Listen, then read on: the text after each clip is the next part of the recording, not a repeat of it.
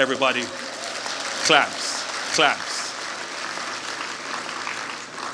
I don't know if it's only Jamaicans that do it, but you can know. Yes, yes.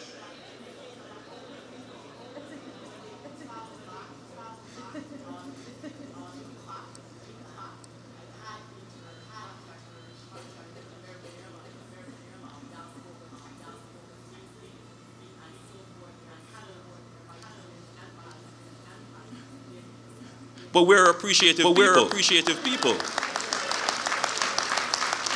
You know, my grandmother, bless her soul, she used to say in anything that she was doing, if God will. So we don't take it for granted that everything will happen without God. And so we give back thanks. That's just in our nature. We're appreciative people. But Air Jamaica was such a symbol of the country's success, of aspirations. And when we travel to other countries, we can depend on our Air Jamaica to take us back home. It was literally a part of our independence. If we wanted to travel with more than two pieces of luggage.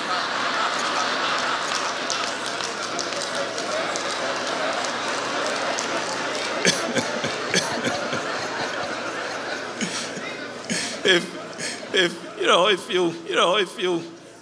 they would understand.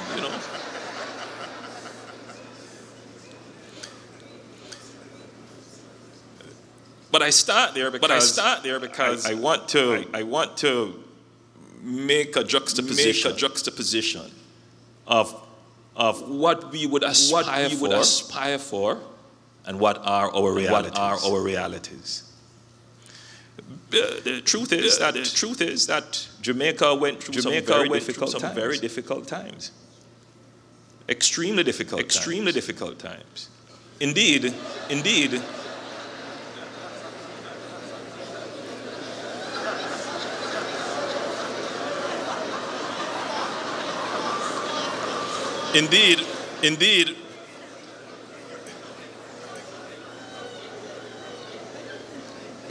You know,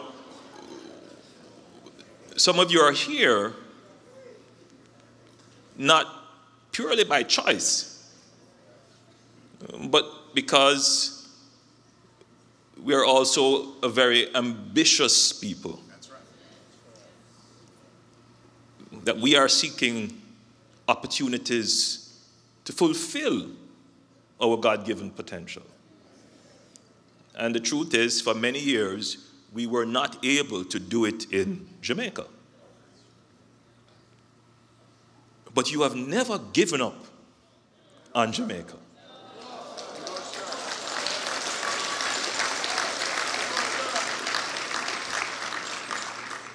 You cuss us. You get frustrated at us. Why we can't do better? But you have never given up on us. Because the truth is that there is something special about Jamaica. You are special people. It is that assertiveness that makes us stand out in whatever circumstances we find ourselves in. The truth is that wherever there is a crisis, you probably could depend on a Jamaican to give leadership. Wherever there has been oppression or repression, you can depend on a Jamaican to lead the resistance.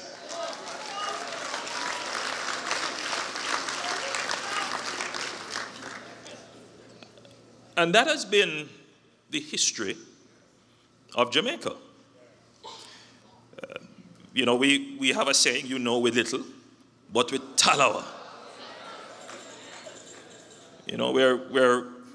We acknowledge we are small, but we are not insignificant. That's right. We acknowledge we are small, but we will fall big trees. Yeah, we're small country, but don't play with us.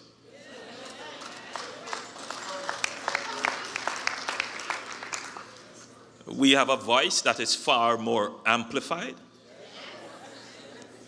on the world stage. And we as Jamaicans can all identify with that. But we just don't have the economy to back it up.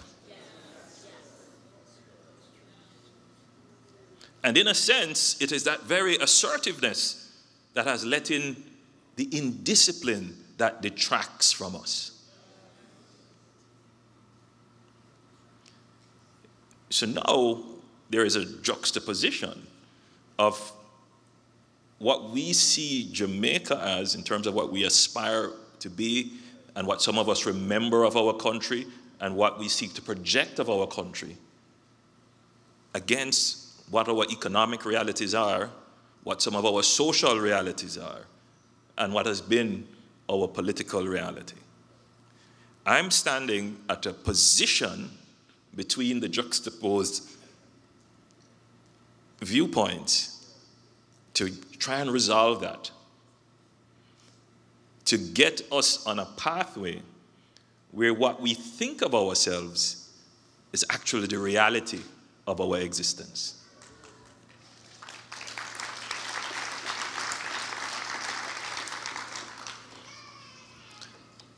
So, what is my dream for Jamaica? My theme song is My Dream, My Dream.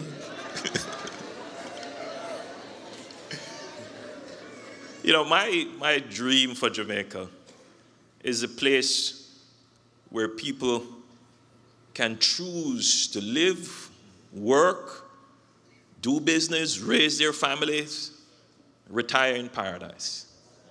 Yes, sir. Yes, sir.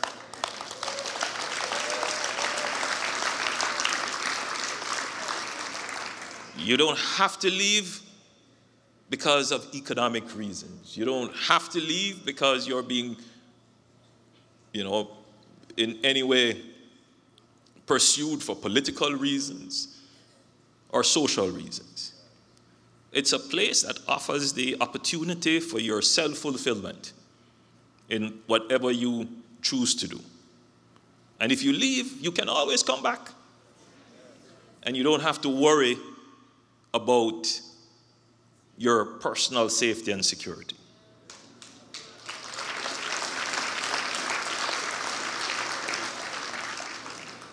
So how do we get from where we are to there? And I'm certain that many of you have come to hear what it is that we're doing in Jamaica to make Jamaica the place of choice. Well,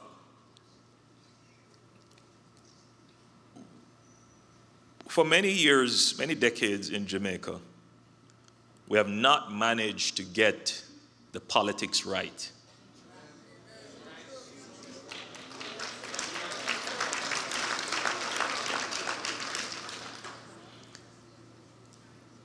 And I think as the generations change, we're becoming less partisan, still political, but less violently political. And I believe we are able to have a far more enlightened political discourse in the public domain about what are the policies that work, and less so the ideological positions that have held us down. So what you will hear from me is less about ideology and more about what works, what makes sense, what is in your interest and your children's interest. And that's what I'm committed to being, a practical Prime Minister. It doesn't mean that we're not guided by some higher order aspirations or dreams. But while we are dreaming, and we're creating visions, we're also very practical about what we have to do. So, one of the things that we've never been able to truly resolve, and I believe we are now at a point where it is resolved, is how do we pay for development? I was making the point earlier that countries in the Caribbean region have attained a fairly reasonably high level of human and social development. Fairly reasonable. But how have we attained this? Did we attain our fairly high level of development by our economic growth? Or did we attain it by borrowing? It's a question that we have to truly answer. You know, as difficult as things are in Jamaica, we still have a fairly good education system. As difficult as things are in terms of health care, we still have very good health turnouts in terms of mortality, child mortality, in terms of managing diseases in our population. You know, we've done fairly well in terms of universal access to various services and utilities. We've done fairly well. We're clearly not at first world standards, but we're appropriately defined as middle-income countries. But how did we get to that phase of development? We got there by borrowing. And what's worse about the borrowing, I mean, it would be, as we say in Jamaica, bad and not too bad. If we use all of the borrowing on development. But unfortunately, a lot of the borrowing went into waste. And some went into corruption.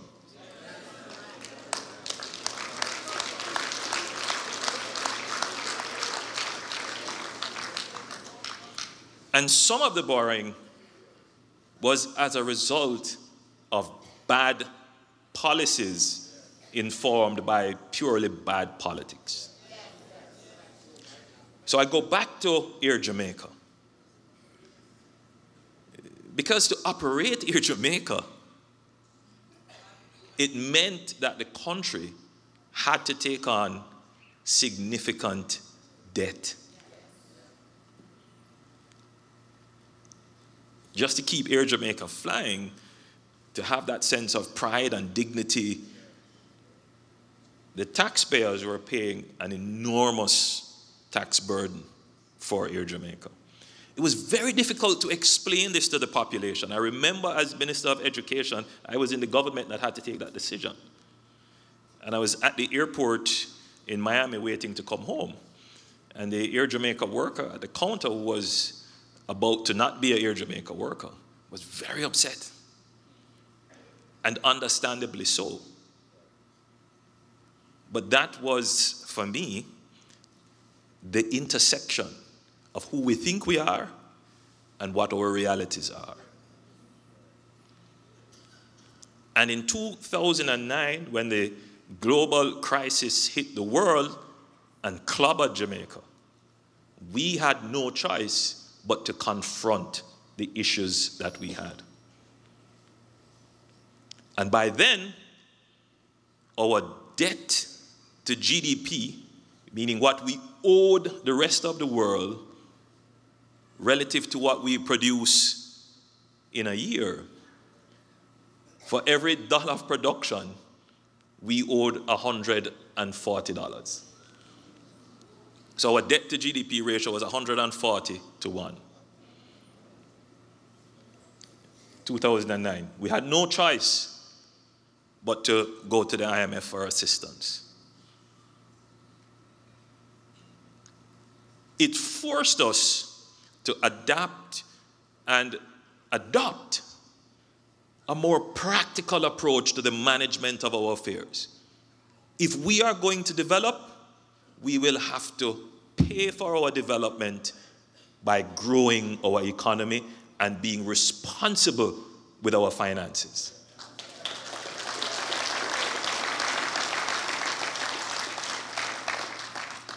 We could not continue to say it was somebody else's fault. We couldn't blame it on the international world order, because many of the problems were as a result of our local, homegrown decisions. It made us come to an understanding that the world does not owe us any favors, and that we, as a people, are responsible for our own destiny. And that independence means that we take responsibility for ourselves.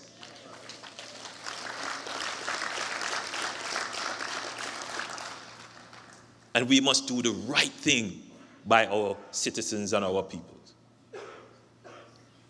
It forced us into an IMF agreement.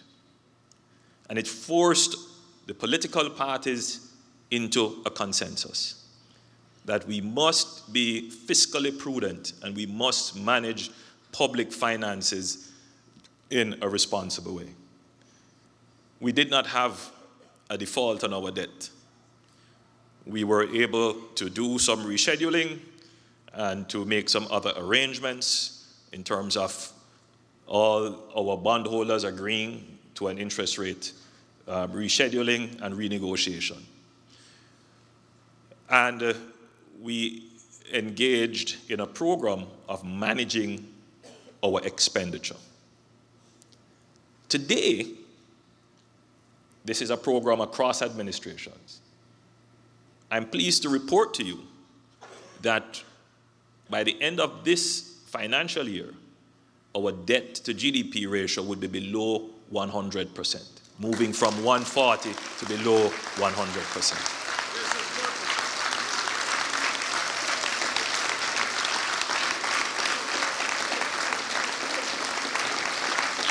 It is. I'm not here standing taking claim for it as a political achievement. It is a national achievement.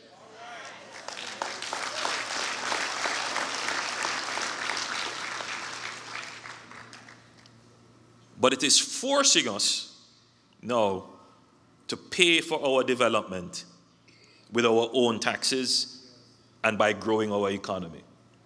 We have gone on a diet. We're not borrowing what we don't have. That's right. And can't pay back. But we're doing more than that. We're doing more than that.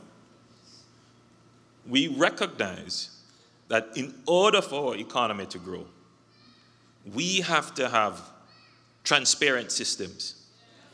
Yes, sir.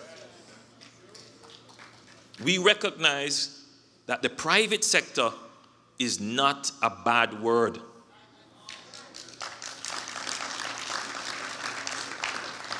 We recognize that the private sector is not the rich man. That the private sector is every single private citizen, whether you have $1 or $100 million to invest. And so we have decided to totally reform the public sector of Jamaica and the bureaucracy of Jamaica. Jamaica is, believe it or not, ranked as the #1 country for doing business in the Caribbean.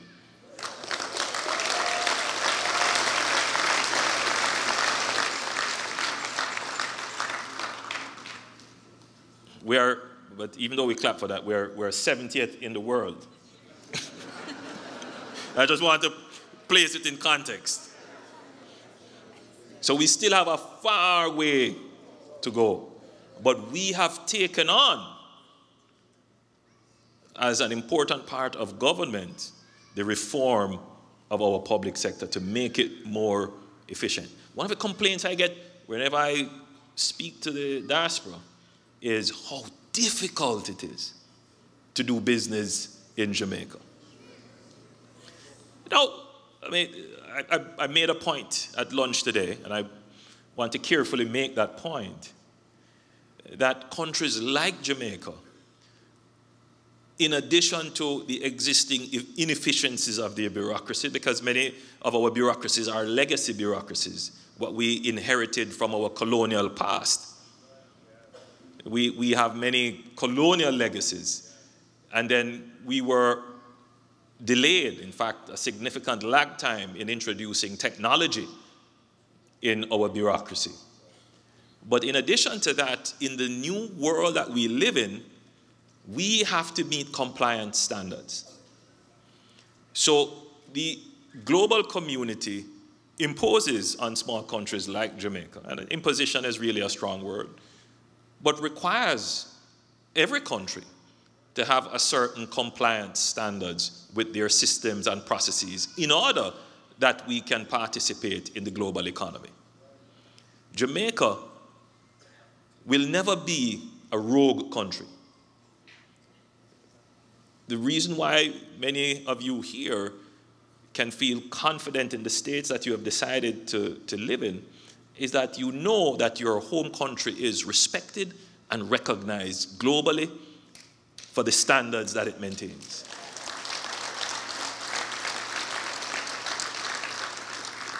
It adds to the respect for your passport. If you have a difficulty and you say that you're Jamaican, you're known.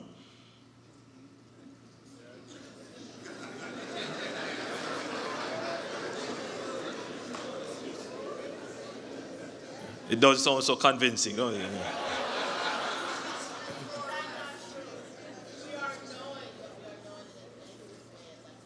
Who said that?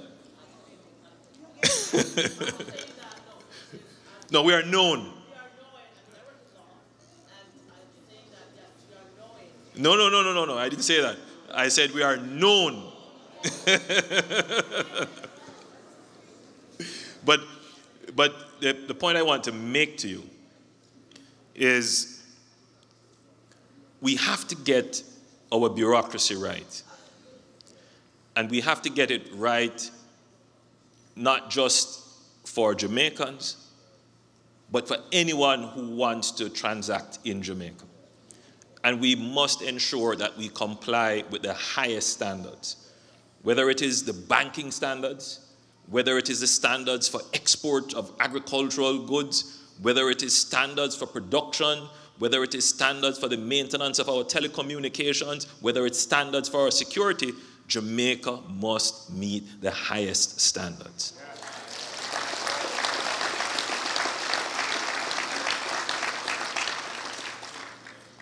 Because if you think about it, it is the standards that will allow you to hold your head up high and say that I am Jamaican. I meet the same standards as you do, if not better, or I've exceeded them.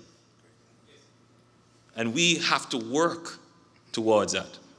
So in becoming more efficient, we will not compromise on our standards. We will meet and exceed the compliance standards that is required internationally and locally. Jamaica will be a place of the highest standards. Yes,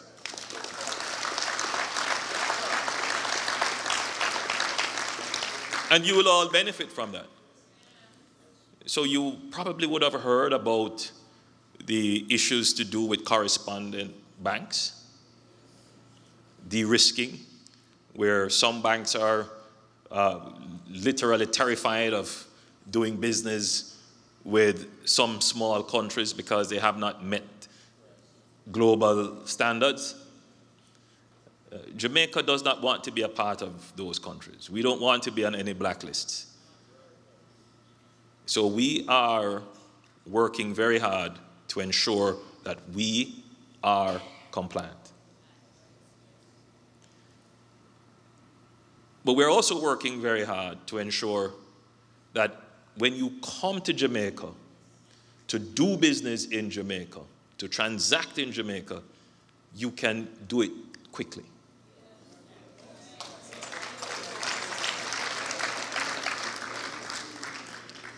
So we have done quite a bit of work on our company's office in terms of changing their business processes and introducing technology. And it's now much faster to open a company in Jamaica than it was ever before. You can now open a company within 1 week or less.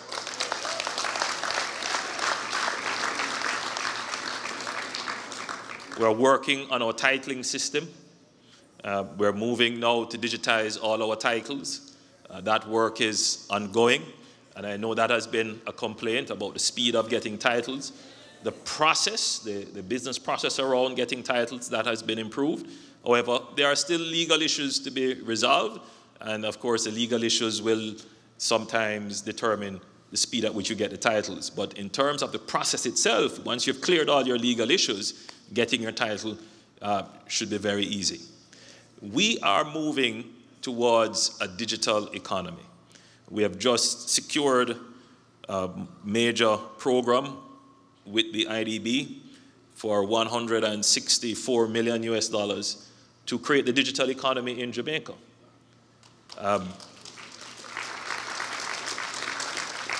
A part of that digital economy is the creation of a national identification system.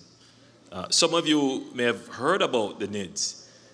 It has been the subject of some controversy. Unfortunately, the subject of a great deal of misinformation. But what I have learned in being in politics for now 20 years is that when you have your strong point, don't be afraid to make it. And that the Jamaican people are reasonable people. And once you take the time to explain to them, to help them to understand and to remove their fears, once they get to appreciate that it is in their benefit, then I think most Jamaicans are very savvy people and they will latch onto it.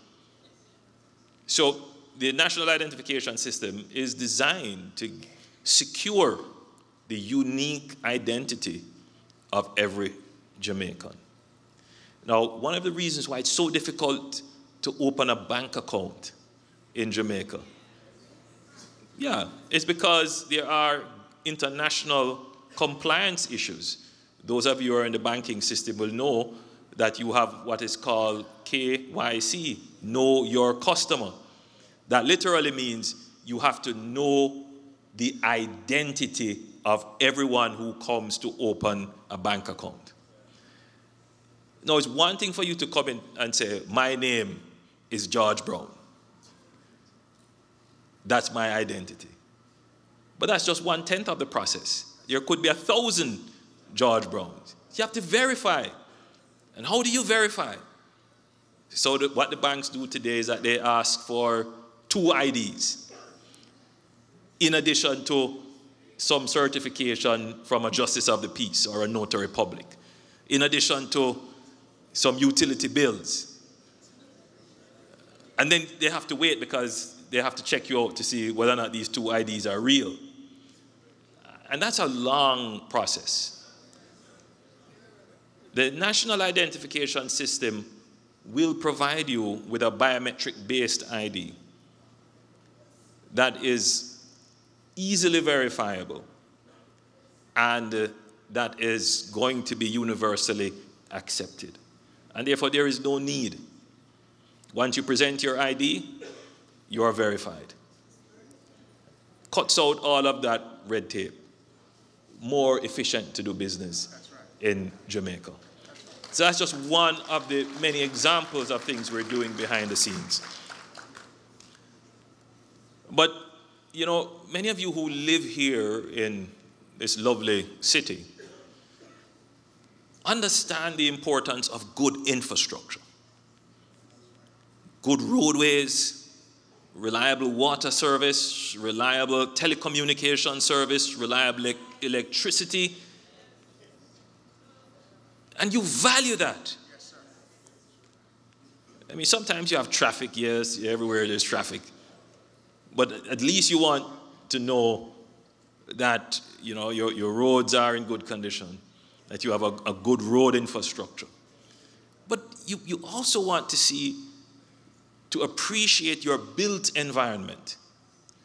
You know, you have buildings that are modern and forward-looking, buildings that help to make the built environment easier to live in.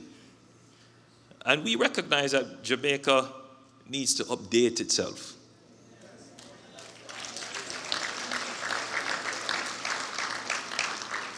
And we have been making the investments to do this. Some of you who have gone back home would know of the North-South Highway, which connects Kingston to Ocho Rios and by extension to Montego Bay.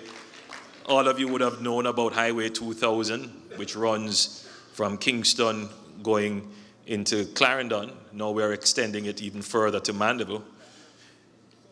And now we're going to be doing the South Coast Road Improvement Project, which will improve the road from the Harborview roundabout going straight into Port Antonio.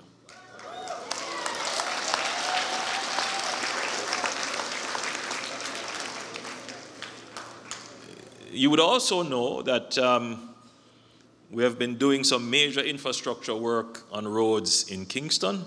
We have just redone the Barbican area, for those of you who are from Kingston and understand that. We have redone Marcus Garvey Drive. We are redoing Mandela Highway.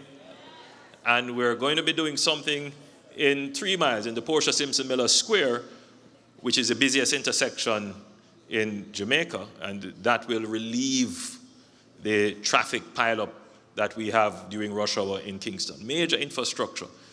We're also going to be improving the built environment in and around the National Heroes Park. We have just launched a competition for the design of a new Parliament building, and we intend to build a government campus around the Hero Circle. We're doing a major project in Morant Bay, in St. Thomas. We have plans now to do major development in Trelawney, in the town of Falmouth, the historic town of Falmouth. And I was just talking to your bishop about our plans for Port Royal and the Kingston waterfront. In another 2 years, we should be receiving cruise ships into Port Royal to take advantage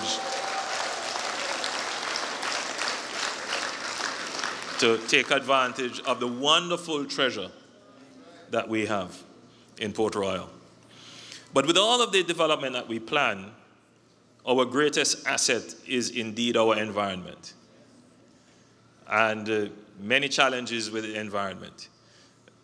We need to invest far more than we presently do in educating our population about our environment and taking care of the environment.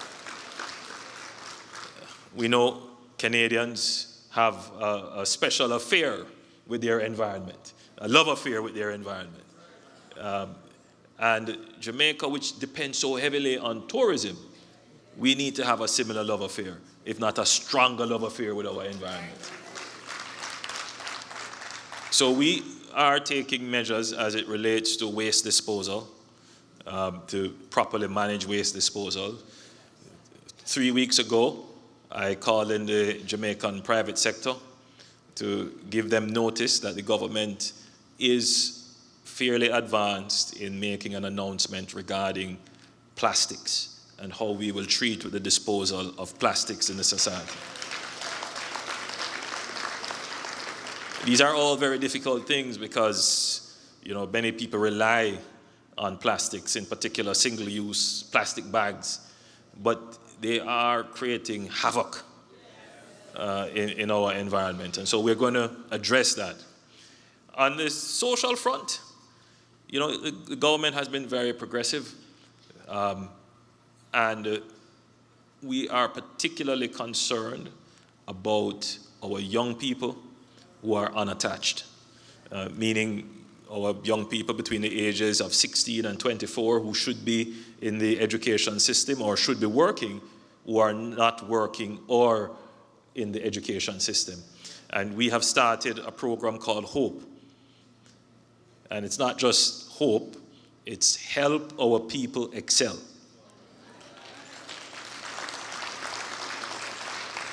And we're doing that with housing, opportunities, production, and employment.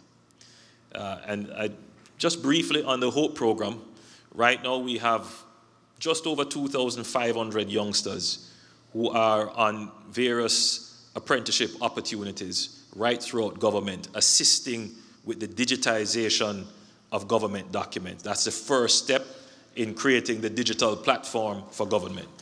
So that if you were to require something from the government, a birth certificate, a copy of a title or something, you can get it in a digital format. So they're working towards that now. But we also have a program with the Jamaica Defense Force called the Jamaica National Service Corps, where we have enlisted 1,000 Jamaican youngsters who have joined the army. And we intend to keep that number going. So many of the youths who probably would have had time idle and then have their hands directed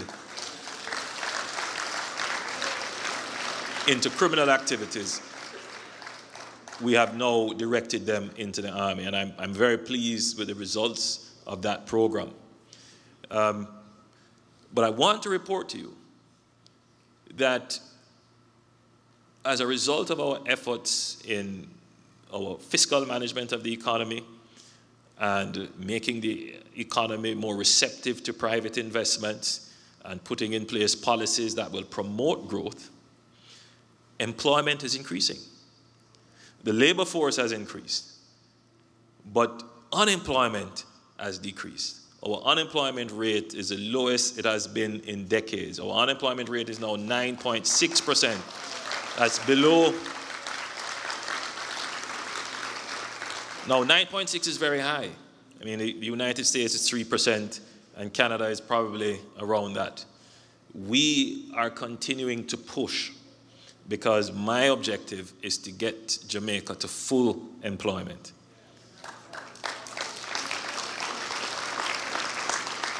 So there is expansion in what is called business process outsourcing. There we have expansion in tourism.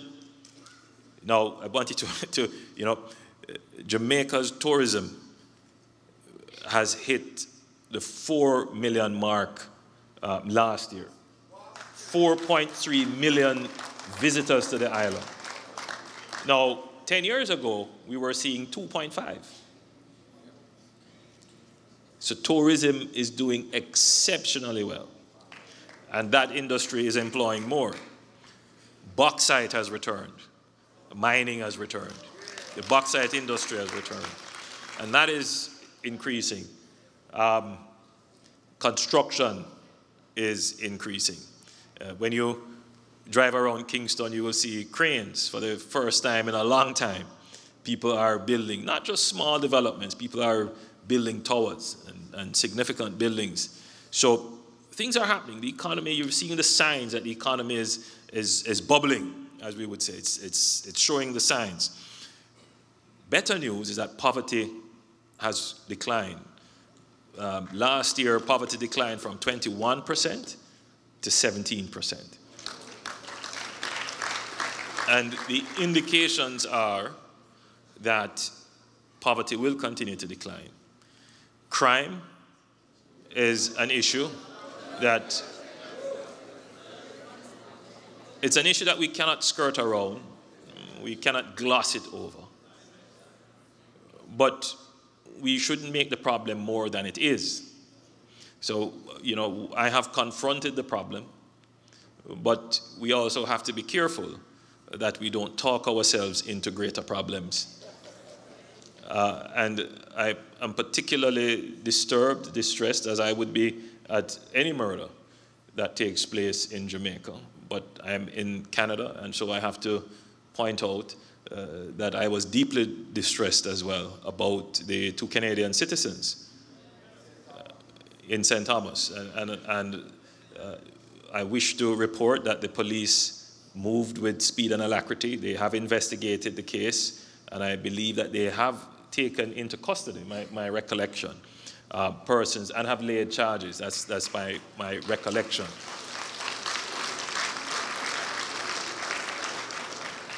I want to say to you, however, that we will not have overnight solutions, because the crime problem is a long-term problem. It's a problem long in coming, and it will take the long-term commitment of the government to get on top of the problem.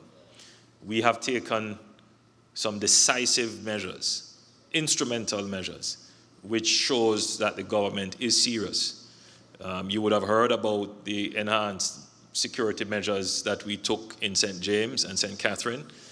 And you would have also heard about the new legislation that we have put in place called the Zone of Special Operation. And I believe that some of you may have even contributed.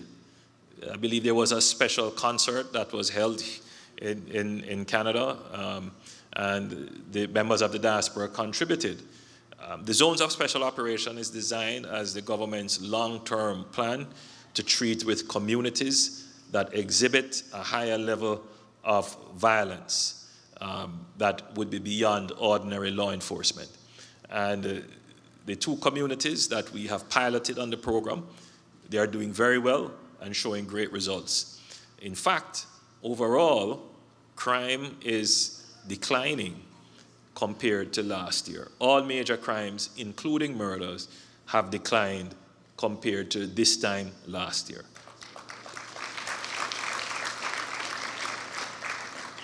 And we will continue to see a reduction in crime. Whenever we talk about crime, we also have to mention violence. Unfortunately, violence is creeping into the characteristic of the Jamaican.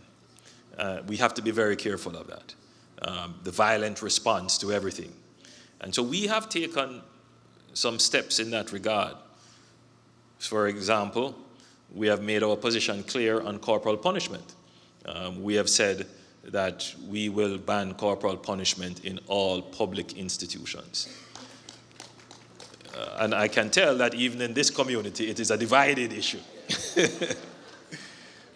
But it is a necessary issue, because the truth is, and wherever I go I say it, that there are those who feel that they have benefited by corporal punishment. But in today's world, corporal punishment poses a challenge, because with more parents who are in crisis, the purpose of corporal punishment sometimes is not to correct the child, but to punish the child. And what it does is to teach the child that in order to correct a wrong, you have to resort to violence. And I think even above that, as a symbol of the rejection of our past, of our history, that we should be the people who should be the quickest to embrace a non-violent approach to resolving conflict.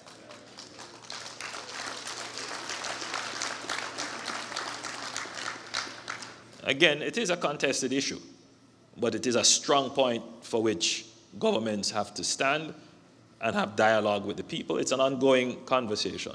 But if we are to create that gentler society, that loving society, that embracing society, the society that rejects violence, whether it is violence in the discipline of our children, violence in our intimate affairs, domestic violence and intimate partner violence is also something that is of concern in Jamaica. Or whether it is just violence in general, social transaction. You're at a dance, somebody steps on your toe or spills drink, and blood is drawn. I mean, is that the society that we want? So we have to make the link between where it starts and where it ends up.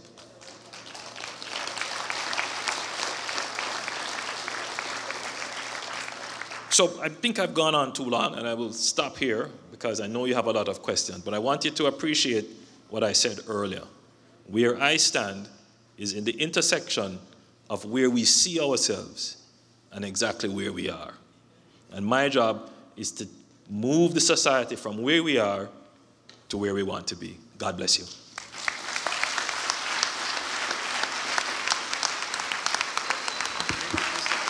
Go ahead and appreciate our Prime Minister. Thank you very much. Thank you very much. We will just arrange these seats. Please be seated and move these stuff out of the way as we get ready for some questions and answer. But thank you, Mr. Prime Minister, for how you have addressed the issues with such authority and clarity for us as a people.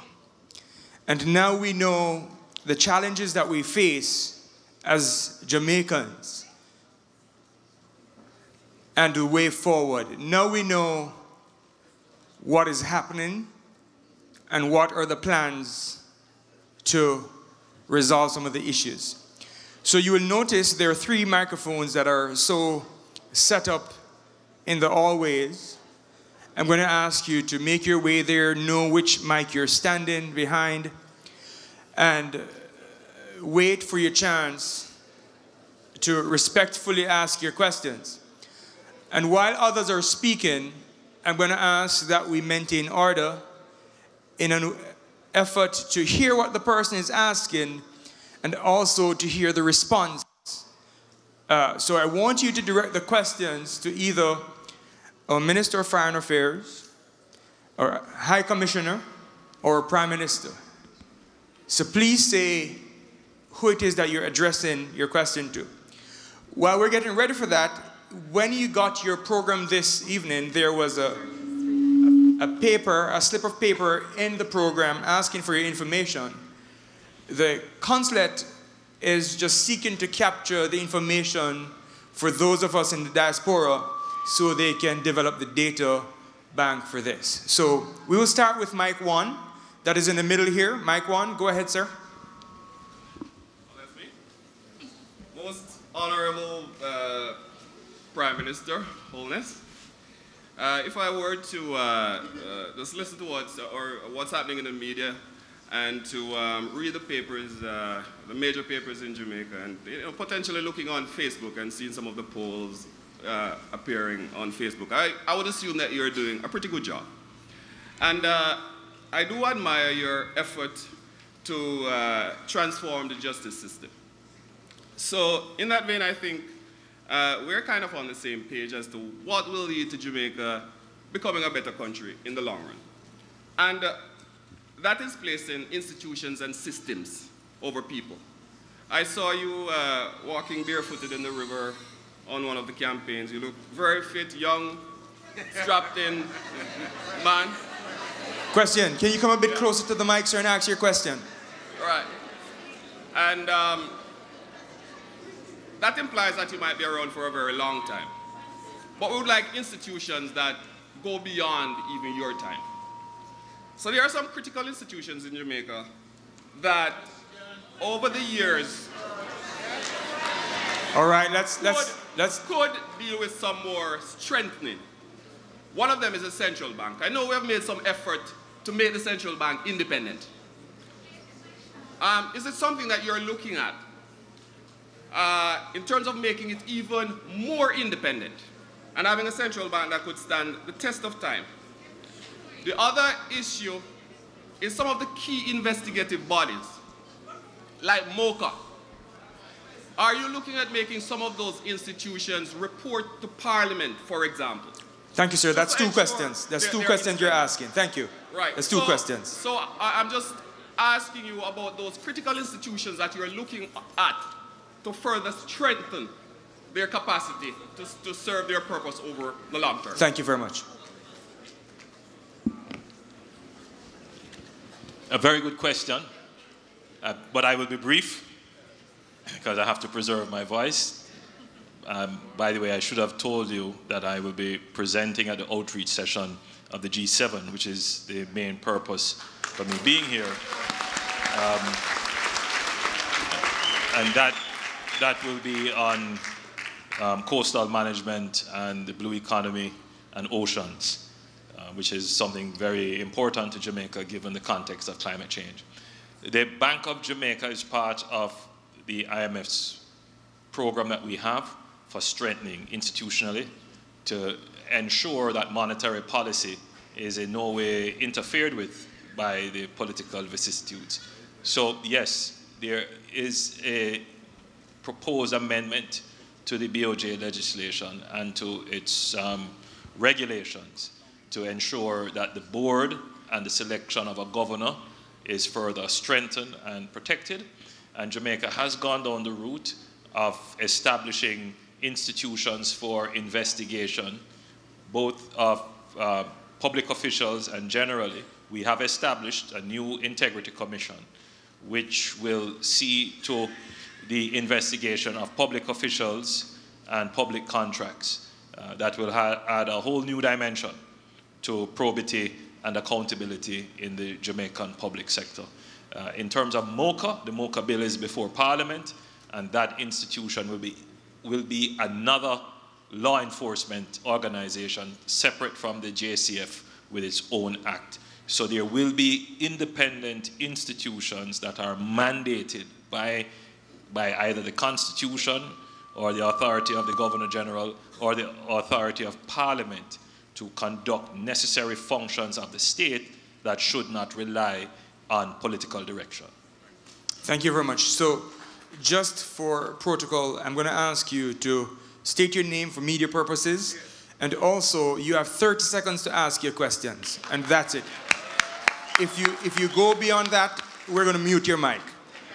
So please know that. Number 2, let's go. Good evening, everyone. Pastor Walker, I'd like to... My name is Grace, and I would like to commend Pastor or Bishop Walker for giving us this venue to speak. I thank you, sir. Mr. Prime Minister, sir, I would, as we have said many times, nowhere no better than yard. Where are the banking systems going to be able to help us in the diaspora that when we want to retire to come home, there is a gap that when you get close to 60, it's saying that you cannot purchase a home because the banking system has locked us out of the system. And basically, not all the banks are open up. Not too many of us know of that system. I attempted to purchase a home, and the gap closed me off. I've been here since I was 15 years old. Let's give him a chance to answer the question. Go ahead, Mr. Prime Minister. I'm going to interpret your question as saying that because we don't have a 60-year mortgage, most of our mortgages are, in fact, all of our mortgages end off at 30 years, that if you're at 60, the banks are unlikely to want to lend you based upon the term of the mortgage. That's my interpretation of your question. So how do I come home? Recently, we have taken on a new policy position, which is to develop what we call an intergenerational mortgage and to extend to 60 years through the National Housing Trust. So I would say that within a few months' time, there will be a more definitive position that would help to address issues such as what you have raised. So the intergenerational mortgage would mean that the mortgage, you could take out the mortgage and it would pass to your children who would just take over your mortgage and continue to pay. And the 60-year mortgage would, of course, give you a longer period of time and lower rates. So those two are being considered as we speak. You only mentioned one bank, though. Is it Jamaica? Well, remember, so the private sector is the private sector. So, you know, what we have control over is the public sector and the NHT. But we work in concert. So once there is a signal that this is the direction, the private sector will see the business opportunities and participate. Thank you. Thank you very much. Mic number 3. Good evening, Mr. Prime Minister, and all protocols observed. Good evening to everyone. My name is Steve Mcdonald. I operate 2 websites, one by the name of yardmarket.com and yardtraders.com. And just speaking about the bureaucracy that you experience. After your inaugural speech, acceptance speech about reaching out to the diaspora and partnership, I actually created these websites. Yardmarket.com offers free websites to all farmers, totally dedicated to agriculture. Has been very successful in the diaspora so far. Yardtraders.com can provide all small businesses in Jamaica with a free website. Sir, can we go ahead with the question, please? Thank you. The question, I had to lay the foundation. No, that's fine. Just go ahead with the question. I have approached JBCDC and TPDCO to get them to make it available to the people there, and they tell me, no, sorry, but we don't partnership with private individuals. Ironically, a couple days afterwards, I heard that you're a partnership with Airbnb, right? So that is the bureaucracy. So I have something right now that can provide free websites to all small businesses in Jamaica, but I cannot give it out. Okay, thank you, sir. We'll have somebody. How can we address that? I mean, that's a specific issue, and I'm going to ask a member of my staff to speak with you. I mean, what is said that we don't partner with, I don't think that's an accurate, I mean, I'm sorry, you're reporting accurate, but what they've told you is not accurate, and I just want to be clear on that we do partner with private sector to deliver services for all. I told them that you said that. So but let's go, sir. Thank you. Mic number 1.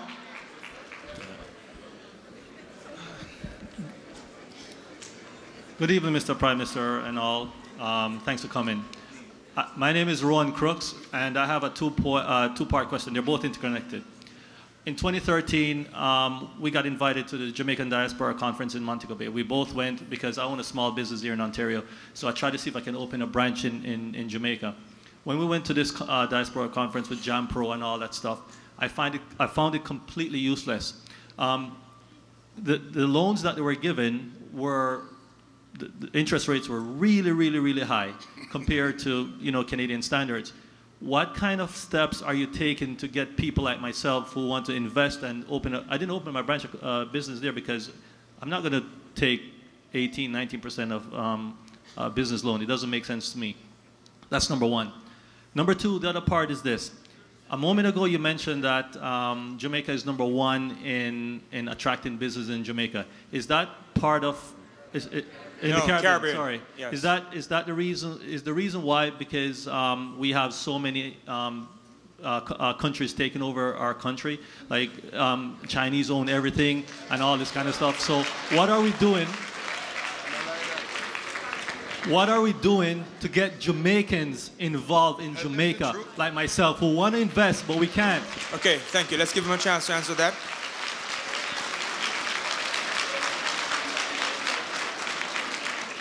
Again, you know, I like to be confronted with the reality. Can we just listen, please? Thank you. Yeah, I like to be confronted with the reality, so I know exactly what's happening. Interest rates, by Canadian standards, would, and I'm agreeing with you, would be high. But you should know that it is coming down, and has come down significantly.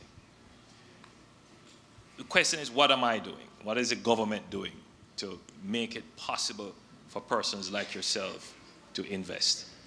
Well, firstly, government was a part of the problem why we had high interest rates, because we were borrowing all the money.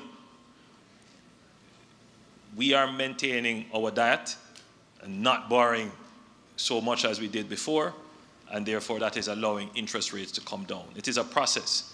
And our projection is that in the next 5 years, our interest rates will be competitive, probably globally competitive. The other thing that we're doing is, as I've said before, to remove bureaucracy. Now, maybe when you entered for consideration, we were not at the point where you could get over the bar to do business in Jamaica. But the truth is, that in 2007, we received over 900 million US dollars in investments. So you are right. The bar is coming down and more people are coming in to invest. But we're not where, yes, coming in, but we're not where we want to be to allow everyone to come in. So right now, you know, big companies who have compliance departments and who can manage risks, and so it's easier for them to come in. But we are still pushing down the bar to allow everyone to come in. Now, one of the things that I want to point out to you is that maybe at this stage, you probably wouldn't be able to come in based upon the interest rates that you have said. But we're also pushing a new program of divesting government assets. We're divesting government lands, and we will be divesting some of our major utilities. Are you making Jamaicans a priority? Of course. So this is what I'm saying to you. So another avenue for investment could be for you to buy shares in some of these utilities that we will be divesting. For example, we are now putting together the divestment plan for what we call Wigton. Wigton is our wind energy company, and we want to make that available to locals to buy shares, to own part of that. And so that's an option for you to consider for investments. So I want all of you to look out for our divestment programs. In the same way that you would invest in Canadian stocks and Canadian shares, Jamaica is divesting many of its assets for Jamaicans, whether you're in Canada or wherever, to invest in owning a piece of Jamaica. Thank you, Mr. Prime Minister. Mic number 2. Go ahead, sir. First of all, I want to congratulate you for putting on this meeting here. Thank you, Mr. Prime Minister, for being here. I want to say to you, I'm asking you if you could raise something with your cabinet and with the leader of the opposition. Truth and Reconciliation Commission in South Africa was done by Nelson Mandela, and he did it for a reason, because the country was extremely divided. You mentioned our partisan nature. We are very partisan in Jamaica, and anything you do, the opposition wants to oppose, anything the opposition does, and vice versa. Could you give serious consideration to a Truth and Reconciliation Commission that could bring about national healing, because I think the country needs it, and secondly, a national consensus, so that we could all work together, because we're all Jamaicans, and we all love Jamaica. That's number one. Number 2, can we get, if I can provide a Jamaican passport in Canada, or New York, or anywhere, England, can we get the national identity through the consulates, through the embassy here? Because we are identified as Jamaicans. You know we are Jamaicans. We have a passport. Would that be? And finally. No more questions, sir. Just 2. That's fine. That's 2. That's 2. Let's go. Go ahead, Mr. Prime. Well, good questions. Let's talk about truth and reconciliation and coming to consensus. That's right. Because of crisis, we were forced into consensus about the economy. And I think that is resolved. Politically, there is a consensus about what needs to happen for the economy. There might still be a need to resolve the issues of garrison politics and their contribution to the violence in the country. That could, at this point, given the generations that have passed, it could be an academic exercise, but it still could be very catalytic in getting people to have a better appreciation of our history. And when we had the West Kingston Commission of Inquiry, one of my positions was that it should have been more along the line of a truth and reconciliation. It is something that I will think about, but I will be fair to you and be truthful to you to say it is not a priority of the government now. True, but please involve the opposition, because you can't you couldn't do it without the opposition. Thank you. Thank you, sir. Number 3. National identity. Oh, yes, definitely. There is a provision in the bill. Yes, so we can get it. Yes. So the bill is devised that way. So members of the diaspora will be able to get their own. When does that begin, if you don't mind? Well, we have an implementation date of 2019, but as you know, the opposition has brought the matter to court for the court's review. That could potentially have some impact. Okay, thank you. But 2019 is the date. Number 3. The name is Canute Lawrence, and this question is for the Honourable Prime Minister. And welcome to Canada again, and to the other members of the Diplomatic Corps and the pastor, welcome. Thanks. So, Mr. Prime Minister, over the last decade, the murder rate in Jamaica has been over 1,000 persons per year. what is your administration doing differently to restore the citizens' trust in the police force, as well as to significantly reduce the murder rate so that law-abiding Jamaicans and would-be returning residents like myself feel safe in the land of our birth?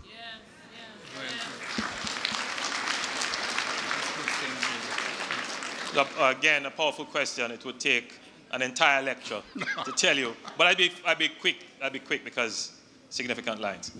Firstly, we cannot look at crime in isolation. We have developed what we call Plan Secure Jamaica. So a part of the crime problem is that the national security of the nation is weak. So for example, crime is driven because people can import illegal weapons into the country, coming in through our coast or through our ports. So we have invested in greater border control and security. That means we have invested in greater offshore patrol vessels, and we have recently acquired some numbers in that.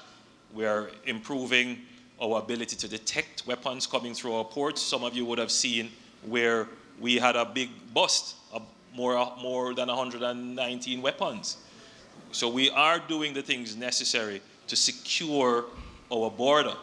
We are doing the things necessary to improve the integrity of law enforcement, which is very important, as you say, to restore the trust of the citizens and the police. And that means now that we are doing quite a bit of, it's a human rights training. We're doing quite a bit of lie detector, polygraphing of police men. In fact, a very important point to raise is that for you to get to be recruited as a police officer, we have now instituted as a rule that you have to pass a polygraph. And so that has just dramatically improved. Before, people who were involved in crime could end up in your force. Now I think we have crossed that hurdle. And we're doing a series of other initiatives. So as I've said, that what we're now seeing after 2 years is the result that all crimes, including murder, are trending downwards. And, last year was a terrible year in terms of murders, but now we are seeing that we're heading below where we were last year. And that's a good sign, and I ask all of you to pray for Jamaica in that regard. Thank you very much. Thank you very much. So I must let you know that even though you're standing in line, we're hoping to get to you. So when you get to the mic, for the respect of those who are behind you, you're going to ask one question. You're going to get straight to the question. You're going to ask one question because there are more things to be done. So please just ask that one question and let's move on. Mic number one. Go ahead, sir. My name is Errol Dennis. Mr. Prime Minister, I was most excited about the 2030 vision. Are we still on track to reach developed country status by 2030? And you can comment on the logistics hub. Thank you. One question, sir. 2030. Go ahead. 2030 is not that far away. As it stands now, on many of the indicators, we are on track. But on some, we are not. And we have received major setbacks. Clearly, 2009 would have been a setback. And the various droughts that we have had and the various floods that we have had would have been a setback. Our lack of economic growth, significant economic growth, that has been a setback. I would say that we still have a good chance of achieving the development status that we had projected by 2030, but we will have to put in greater effort. That's my diplomatic answer to you. Thank you very much. Number two. Good evening, ladies and gentlemen, dignitaries, and especially Honourable Prime Minister. My name is Denley McIntosh, and I'm a motivational speaker and cultural thinker. My question is related to private and public partnership, as the gentleman asked before, as it relates to the resorts that have an enormous amount of money. What are they doing to contribute to the well-being of Jamaica? Like companies up here, like Starbucks and Walmart, they kind of contribute back to the economy. What are those big-time tourist attractions doing to uplift Jamaica? And Madam Foreign Ministers, what are you doing to engage people Sir, within who are the you asking diaspora? the question? Who are you asking the question? The Prime Minister or? Well, both. I was just saying to the Foreign Minister, how do you engage people like us, part of the diaspora, who want to think through these issues that help Jamaica? All right, thank you. Go ahead, ma'am. Thank you very much for your question. In respect of resorts, I can say that most large companies, including our hotels, are actually good corporate citizens. And whether it is that they are working with in supporting their workers, what we have a lot of them doing is actually helping in basic schools and educational institutions that surround their communities. You have hotels that have either created foundations, like the Sandals Foundations, that has not only adopted schools, but even built them. And they're actively working in their communities, although I'm sure many of us would agree that there is always more that private sector can do to support communities which support them and surround them. In respect of engagement of the diaspora, this, as you know, is a much vexed question. How do we connect with everybody who wants to connect with home?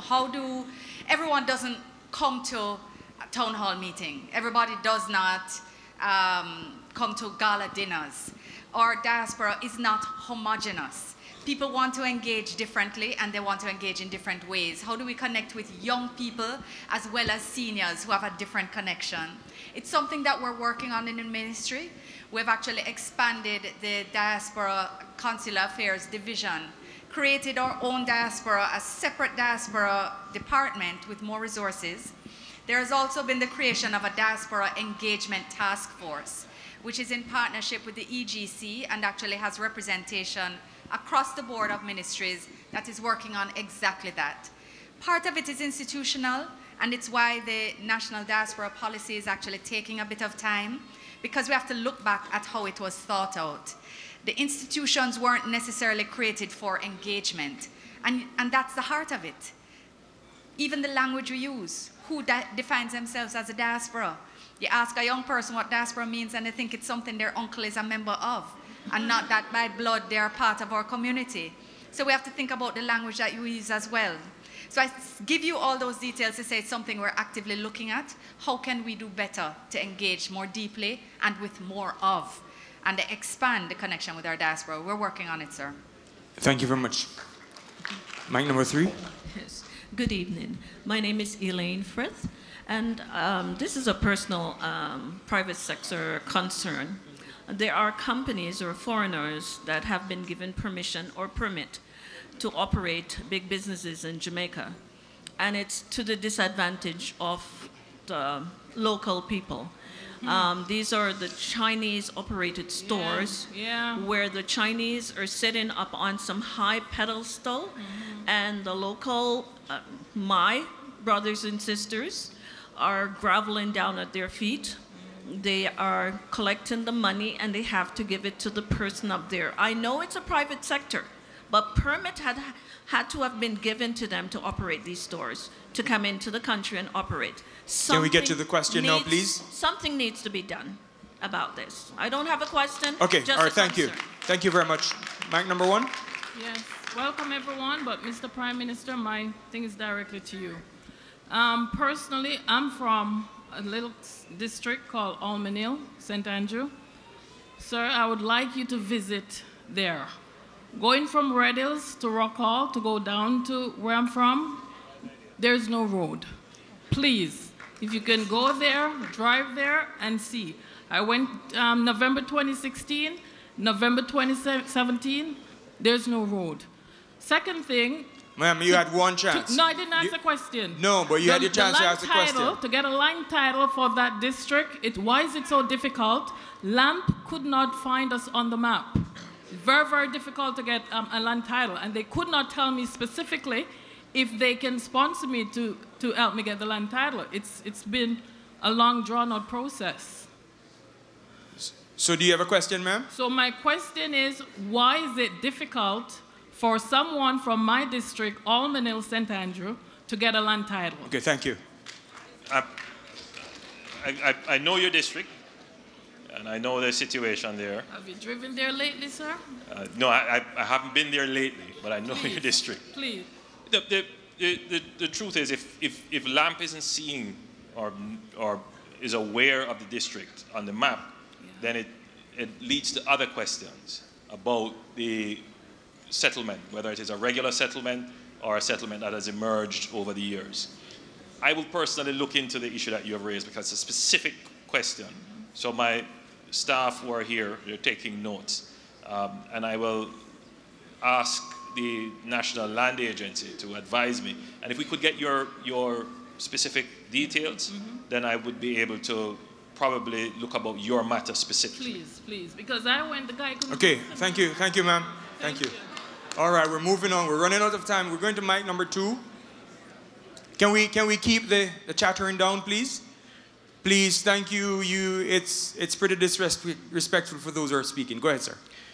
Good evening, everyone. My name is Ryan Goldburn, and my question is for the Honourable Prime Minister. In your keynote address, you mentioned the rehabilitation of the roadway from Harborview to Port Antonio. So my question is, what is the timeline for the completion of that project?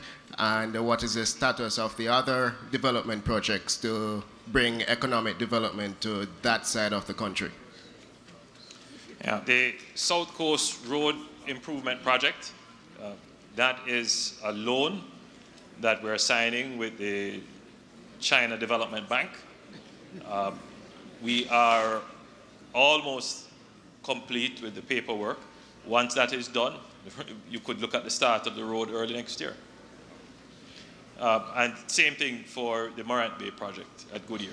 That 2019, you could see those projects begin. Okay, thank you. Mic number 3. Yes, this question is to the Prime Minister. I'm asking about Ipswich.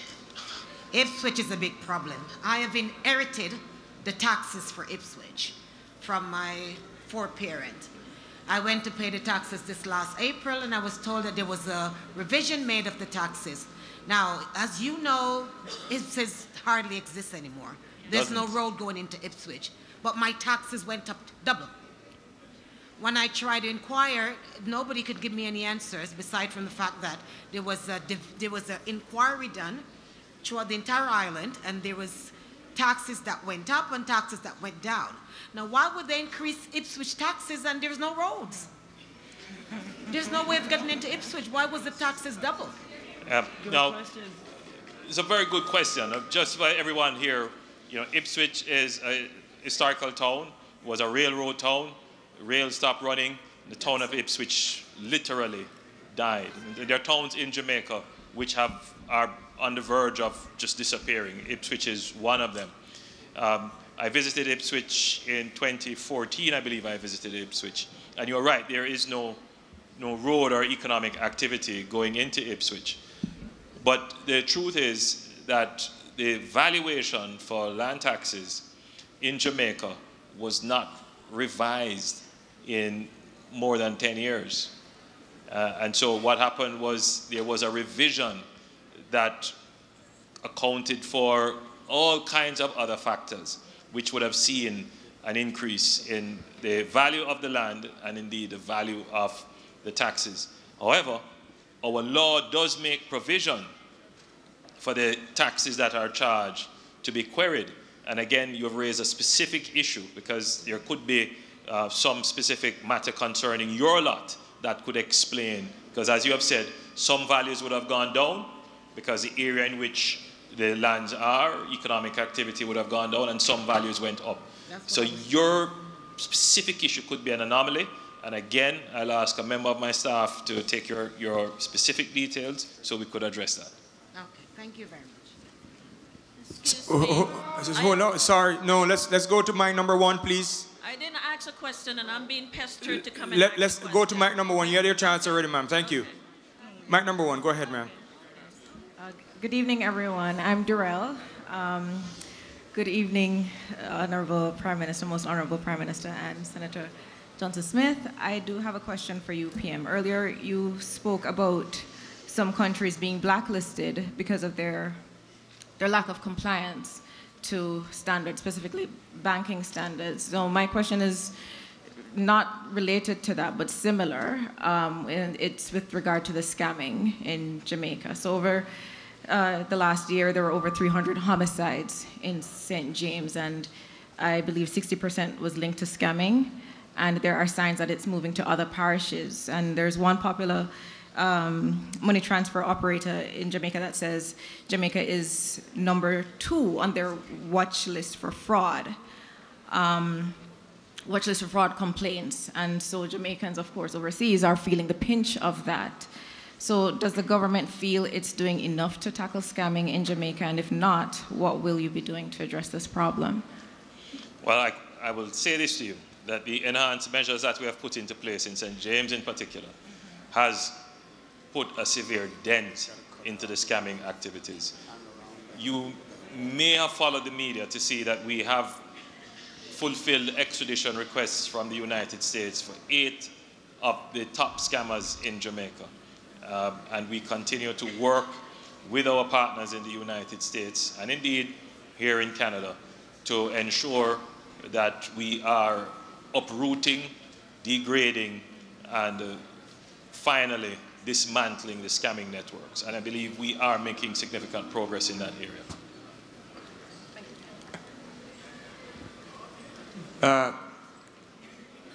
So just to let you know, we're wrapping up, but I'm going to ask you to stay in your line. I'm going to strike a compromise with you. So just stay in your line, don't move. And so we will strike the compromise. I'm going to ask the person giving a vote of thanks to get ready. We're going to take just the people in the front row again. We're just going to take their questions, and then we're going to cut it off. But stay in the line, and I'll tell you what the compromise is going to be. All right? You might like it. Go ahead, number 2. Thank you. Good evening, everyone. Thank you, Bishop, for allowing this to take place.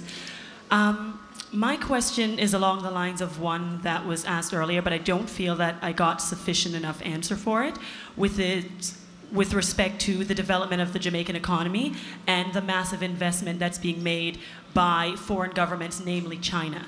My concern is for the Jamaican people and how you're going to ensure that these development opportunities include them in such a way that the country and the citizens of Jamaica benefit largely from it so that we do not become another province of China. Thank you.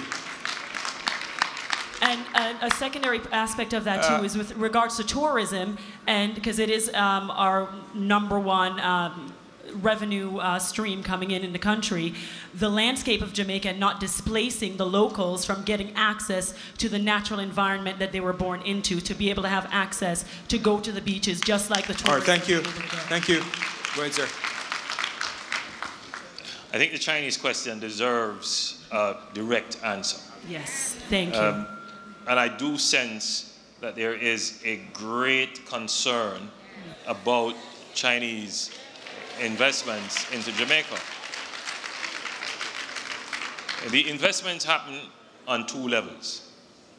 The first level is the one that was pointed out by the lady in line number 3, that we have Chinese persons coming into the country, taking over small shops and stores, haberdasheries that were previously owned by Jamaicans because they somehow are able to provide the goods at a far better price than locals.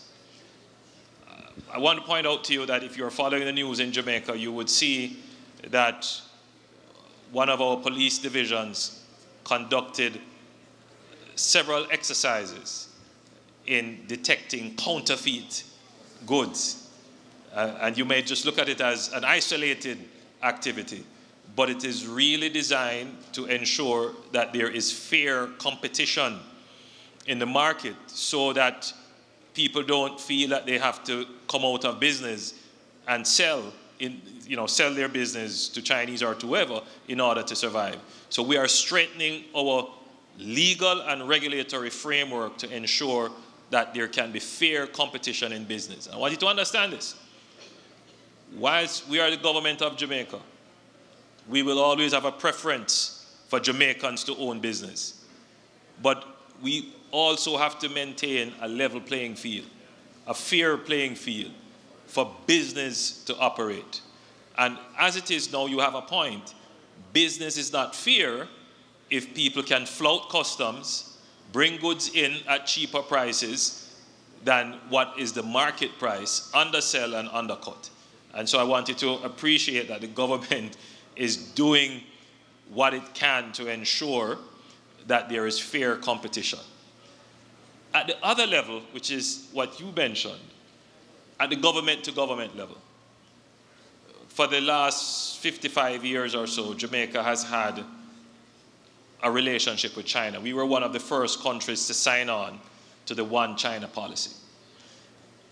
We have negotiated with the government of China, and we have received from the government of China loans at a concessional rate.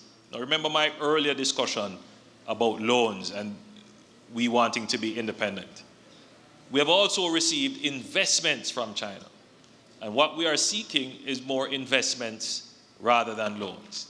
So for example, the financing to build the North-South Highway, which I'm sure you would have traveled on, a lovely piece of road that connects Kingston to Ocho Rios that is just opening up so much economic activity, that is an investment loan, an investment rather, of over $600 million US.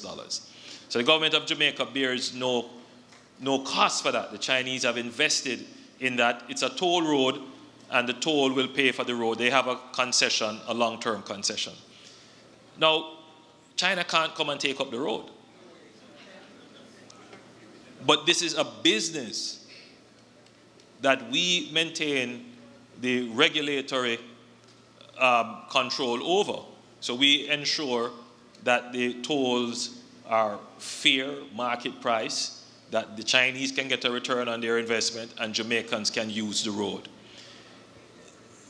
We have borrowed from the government of China at very good rates.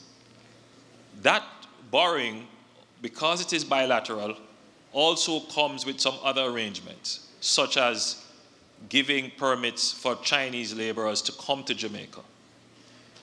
In recent years, we have curbed that, and there are not as many Chinese laborers coming as before. Why is this so?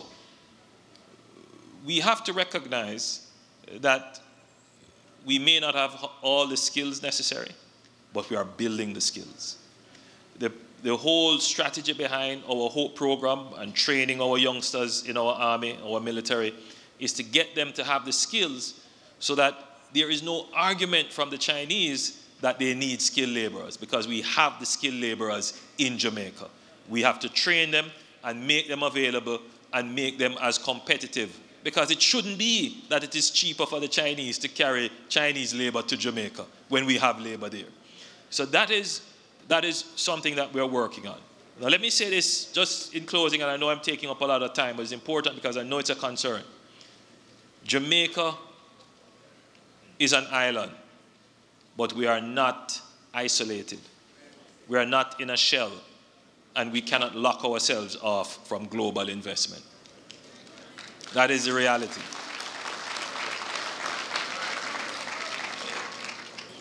You know, so when people complain about Chinese investments, I didn't hear a lot of complaints about American investments or British investments or Canadian investments. I didn't hear so much complaints. And when I hear complaints about Chinese investment, what I would say is, in order that Chinese investment is not of a significant proportion, we need to hear more Canadian diaspora investment in Jamaica. Why is it that the Chinese are taking a risk on our country and our people won't? I mean, that is a question that we have to answer. And if there's a problem with Chinese investment, the only way to correct that is to get more investment from Canada, from the United States, from Germany, from France, from India. And that is how, as Jamaicans, we have to think smartly.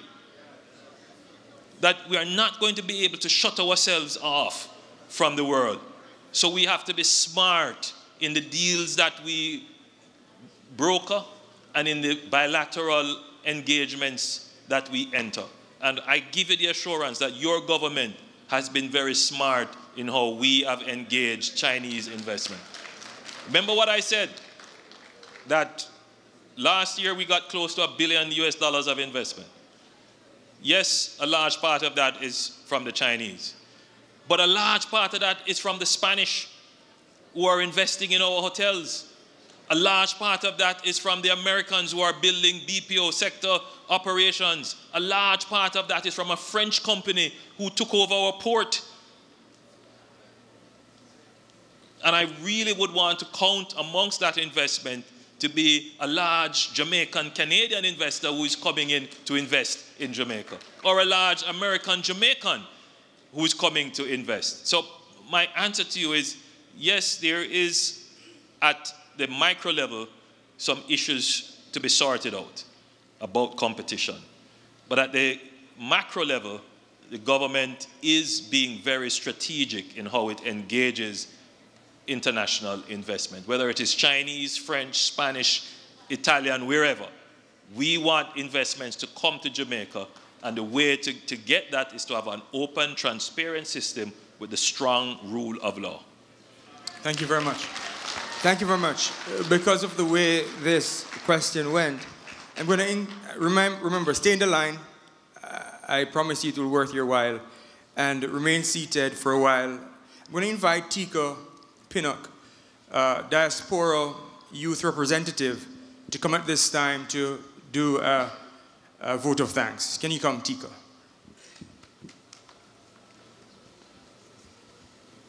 She's coming. Come on, Tika, walk with a little alacrity.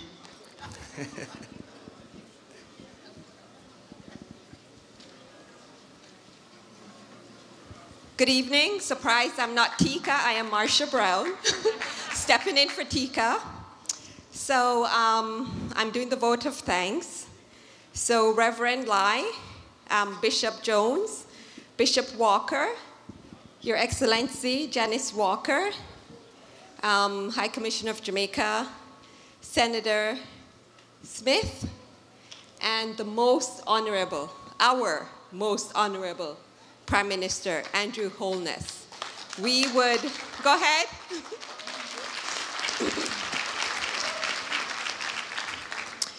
On behalf of all Jamaicans and friends of Jamaica, we extend our heartfelt thank you and gratitude for taking the time to share your vision and wisdom with us this evening.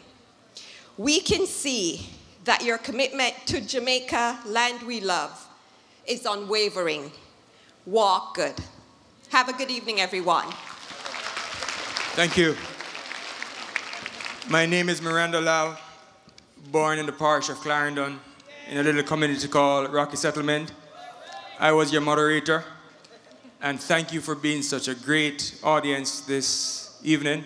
Could you put your hands together for Prime Minister or Minister of Foreign Affairs and Foreign Trade and our High Commissioner. So this is a compromise. This is a compromise. So there's a photo op with the Prime Minister. So since you're in line and you've been standing in line, we're going to take those who are in line first to get a chance to take that picture. The pictures will be taken by the Director of Communications. And you will come, listen to me. So if you're going to take picture, join the line. I'm not going to promise you that everybody that is getting in the line will get picture either. But let's go. So this is what's going to happen. Listen. So we're maintaining the line. You're going to enter this way. Watch me, folks. You're going to enter this way, and you're going to exit that way. And you find your seat. You don't come back this way no matter where you're coming from. Go that way. All right? So come, we're starting with number 1. Come, sir. This way. So remember, even though you're in the line now, it's not everybody. Go quickly. Let's go quickly. Number 2, come. Person from number 2, come. How did you get to the front of the line, buddy? He was at the front of the line. We're dealing with the line, sir. Please, come, let's go.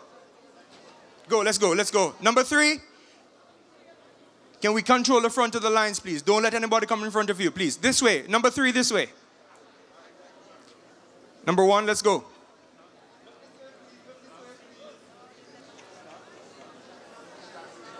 Go, let's go, let's go. Come, ma'am. So, wait, no, sir. No. So this is number 1. No, sir, you have to go in the line. We're working with the line. Oh, come on, let's go.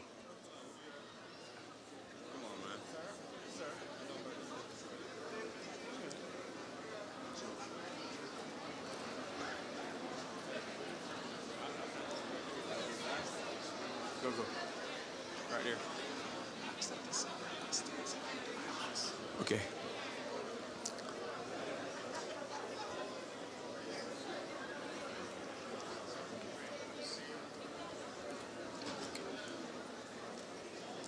Remember, you can send your questions to the consulate office. Please send questions to the consulate office. Remember to do the information sheet and leave it on the seats or give it to one of the ushers. She's coming from number 2. Number 2, number 3. Come here, sir. Number 1. Can number 1 come here, please? Yeah, go. Number 2.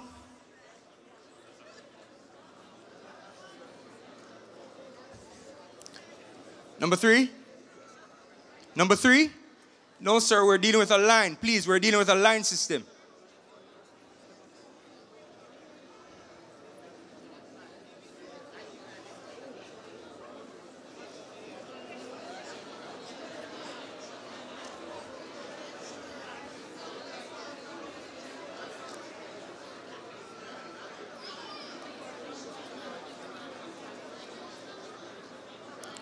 Go ahead, sir.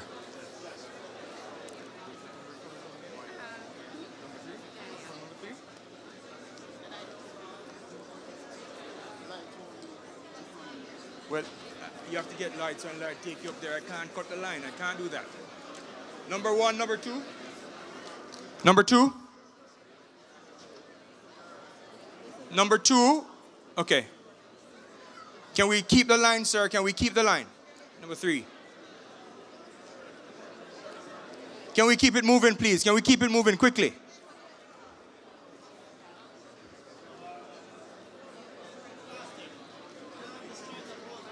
Quickly, just look at the camera, guys, and go. We're not asking questions. We're not talking. Sir, let's go. Let's go.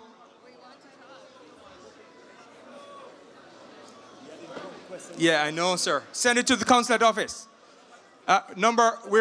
You're from number 3. No. We're going number 1, number 2. You're coming from number 3 here. Yes. Yeah, so number 1. That's 3. Okay. Let's go, thank you. You're from number 3, right? Start doing them in groups of 5, please. Okay. So we're doing groups of 5 now.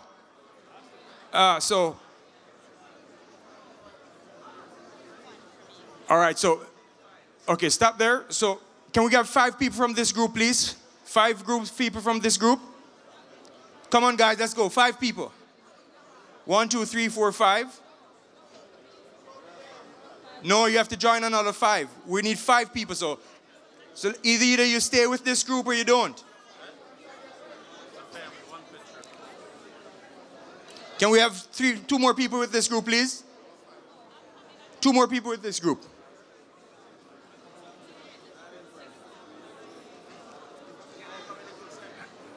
One, 2, 3, 4, 5. Yes, sir. Yes, sir. Thank you. Go ahead, sir, quickly. Come, let's go. Go ahead, sir. Go, can we go 5 people? Can we go?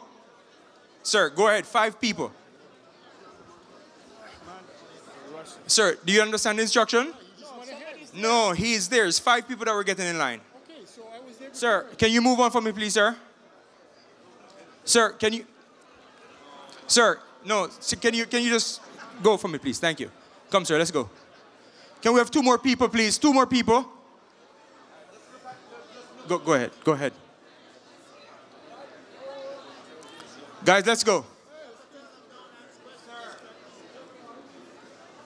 5 people from this group. Let's go. Thank you. Go ahead, sir. Go on in. 5. Let's go. Let's go. Let's go. Sir. Sir, let's go. Can we get in the picture, please? All right, if we're not cooperating, we're just going to have to cut this, please. 5 people from that group, please. 5 people from that group. Can we come this way? 5 folks from that group.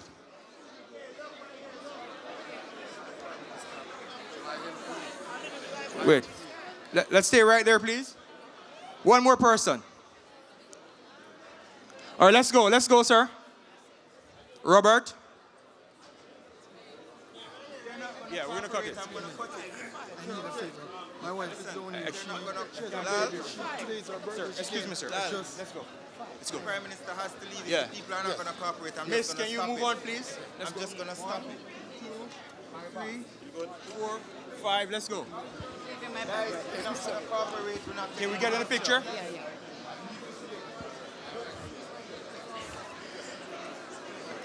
Based on communications from the Prime Minister's office, we have to cut the photo up. There's no cooperation.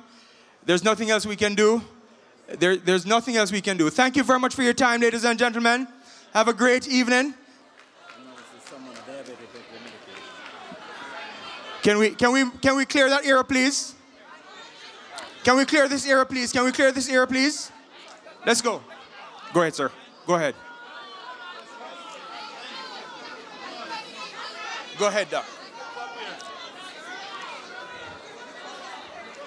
If somebody lost their diabetic stuff, it's up here.